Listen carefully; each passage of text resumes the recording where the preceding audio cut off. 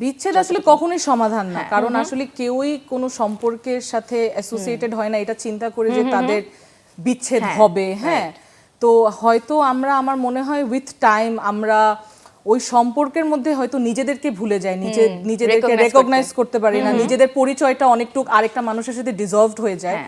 তো যদি ওই প্রবলেমগুলা ট্যাকেল করতে পারে অ্যাজ আ কাপল, এটা কিন্তু যেটা তুমি বললা যে এটা আসলে সংসার করতে অসুবিধা নাই বা সংসার করাটা ডিফিকাল্ট না। আমার মনে হয় আমাদের সোসাইটিতে যে সমস্যা, যে মেয়েদের থেকে এক্সপেকটেশনটা হয়তো ইটস হায়ার, যে কম্প্রোমাইজটা এদিক থেকে আসবে, অ্যাডজাস্টমেন্টটা এদিক থেকে আসবে। যদি পার্টনার ইকুয়ালি সাপোর্টিভ হয়, যদি পার্টনার ইকুয়ালি কম্প্রোমাইজ করে, যদি পার্টনারটা ওইরকম মানে মন মতন যদি পার্টনার পাওয়া যায়, কেন কেউ বিচ্ছেদের দিকে যাবে? আর আসলে এটাও আমি বিলিভ করি যে আসলে সোলমেট বলতে বা দেয়ার ইজ নো মানে পারফেক্ট ম্যান বা ড্রিম ম্যান, এই কনসেপ্ট আমি বিলিভ করি না।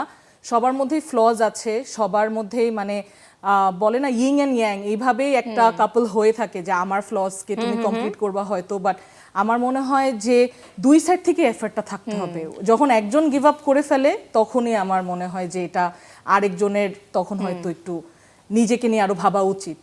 People take each other for granted, যে ও তো থাকবে, ও তো আছে, কি হবে, যেমন কেউ কাউকে দুর্বল ভাবা উচিত না আসলে। হ্যাঁ, কিছুদিন আগে যেমন সোশ্যাল মিডিয়াতে আমি দেখলাম যে একটা লং ডিস্টেন্স ম্যারেজের মধ্যে মেয়েটা হয়তো বাইরে পড়াশোনা করতে গিয়েছে, ছেলেটা সমানে এখানে তার অফিসের মধ্যে অ্যাফেয়ার করতেছে। এখন মেয়েটা কিন্তু চাইলে ড্রাস্টিক কোনো স্টেপ নিজের উপরে নিতে পারতো, ইনস্টেড সে কি করলো, সে অফিসে গিয়ে ছেলেটারেও থাপ্পড় মারলো, আমি দেখেছি, তার মিস্ট্রেসকেও থাপ্পড় মারলো। এটা আমার এত মানে এই this is how it should be, যে তুমি কানবা আয় হায় আমার কি হইলো, ছেলেটা কেন করলো, আমার জীবন ধ্বংস, আমাকে ফেরত নিয়ে নাও না। ও গিয়ে থাপ্পড় টাপ্পড় দিয়ে অফিসে মানে hit him where it hurts, যে অফিসে গিয়ে ওকে যে হিউমিলিয়েট করছে, এটা আসলে দরকার। কারণ এই যে এত টেকেন ফর গ্রান্টেড নেওয়া, যে তোমার একটা পার্টনার বাইরে দেশে থাকলে কি হয়, নিশ্চয়ই you went into this arrangement knowing যে এটা লং ডিসটেন্স হবে, ট্রাস্ট থাকা উচিত, ট্রাস্টটা ভাঙা উচিত না।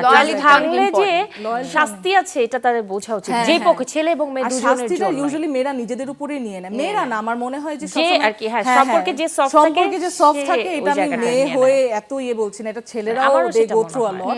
সো সফট হয়ে যে নিজের উপরে পানিশমেন্ট নিয়ে নিবা, নিজের মেন্টাল হেলথ এফেক্ট করবা, থাপ্পড় টাপ্পড় দিয়ে বের হও। কারিনার কেমন ছেলে পছন্দ বলো তো? কারিনা খুব মজা করে বলবো, আমি জানি, প্লিজ। না মজা করে, এই যে আমি না দেখছো আমি সিরিয়াস কথা বলি মানুষজন হাহা দিয়ে চলে যাবে, আমি লাইট করে দিলাম কারণ তুমি বলো তোমার কেমন। না আসলে এটা আমার মনে হয় উইথ টাইম আই এম মানে completely on board with what she said, loyalty is the greatest virtue.